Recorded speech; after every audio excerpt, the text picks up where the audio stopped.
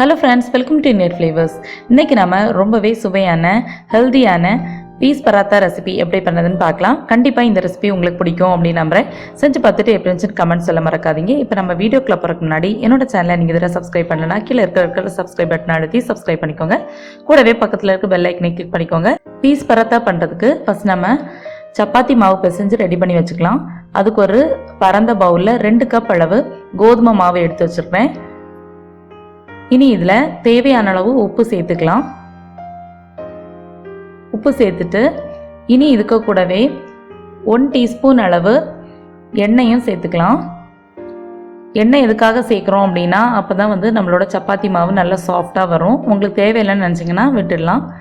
இனி இதை ஒரு வாட்டி நல்லா கலந்து விட்டுடலாம். இந்த மாதிரி கலந்ததுக்கு அப்புறமா கொஞ்சம் கொஞ்சமாக தண்ணி சேர்த்து நல்லா பிசைஞ்சு எடுத்துக்கணும். சப்பாத்தி மாவுக்கு நம்ம பிசைவோம்ல, அது மாதிரி நல்லா சாஃப்டாக பிசைஞ்சு எடுத்துக்கணும். தண்ணி எப்போவுமே ஒரேடியாக சேர்த்துடாதீங்க, கொஞ்சம் கொஞ்சமாக பார்த்து சேர்த்துக்கோங்க.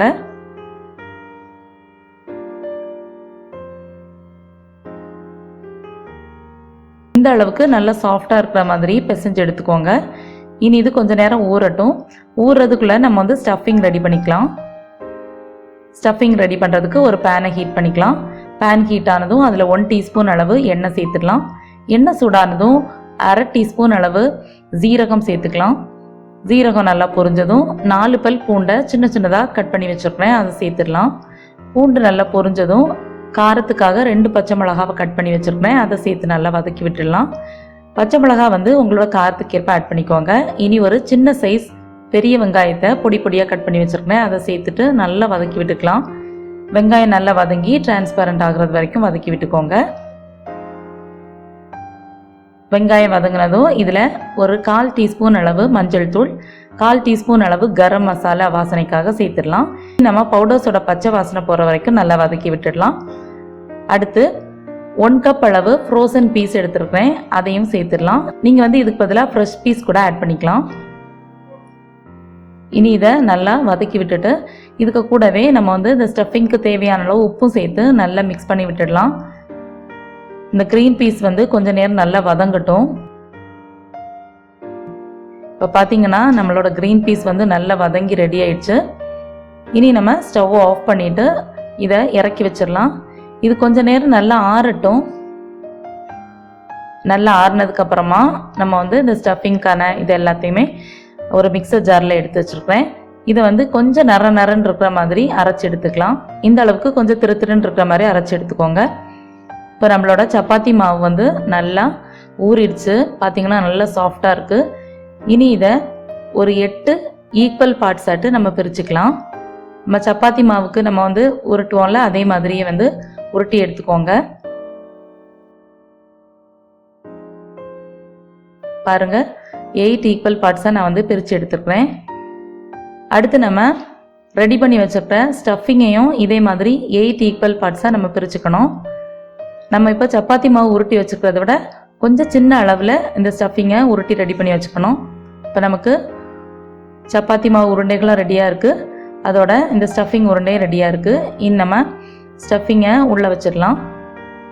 அதுக்கு நம்ம சப்பாத்தி மாவை எடுத்து தட்டையாக பண்ணிவிட்டு கொஞ்சம் பிரித்து விட்டுக்கோங்க. அதுக்கு நடுவில் நம்ம ரெடி பண்ணி வச்சிருந்த ஸ்டஃபிங்கில் ஒரு உருண்டையை எடுத்து வச்சுட்டு அழகாக இந்த மாதிரி மூடி வச்சுக்கலாம்.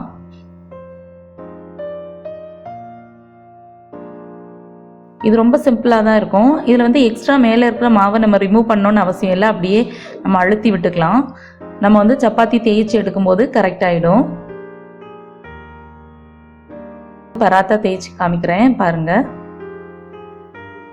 அதுக்கு நம்ம கொஞ்சம் கோதுமை மாவு எடுத்து வச்சுருப்போம்ல, அந்த இதில் 2 பக்கமும் நல்லா நம்ம டிப் பண்ணி எடுத்துக்கணும். எடுத்துட்டு சப்பாத்தி கட்டையில் வச்சு நல்லா தேய்ச்சிக்கலாம்.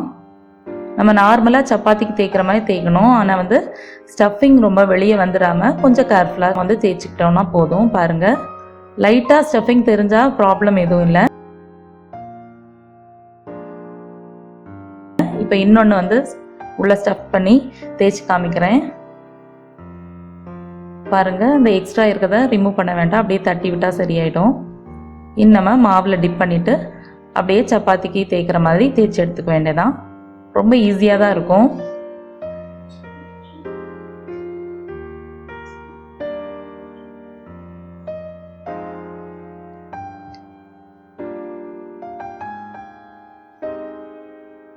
பாருங்க, இந்த மாதிரியே எல்லாத்தையும் தேய்ச்சி ரெடி பண்ணிக்கோங்க.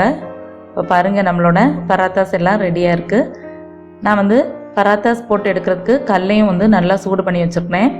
கல் நல்லா சூடானதும் அதில் கொஞ்சம் நல்லெண்ணெயை ஸ்ப்ரெட் பண்ணி விட்டுட்டு அதுக்கு மேலே நம்ம ரெடி பண்ணி வச்சுருந்த பராத்தா சேர்த்துட்டு மேலே இருக்கிற சைடு வந்து கொஞ்சம் எண்ணெய் அப்ளை பண்ணிக்கலாம்.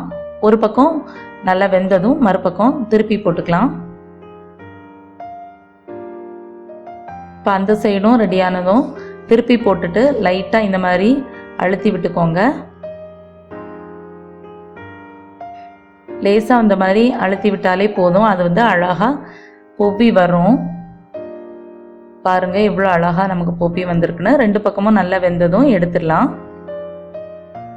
இப்போ பாருங்கள், நம்மளோட பீஸ் பராத்தாஸ் எல்லாமே சூப்பராக ரெடி ஆயிடுச்சு. இதை நான் வந்து பிச்சு காமிக்கிறேன் எப்படி இருக்குதுன்னு பாருங்கள்.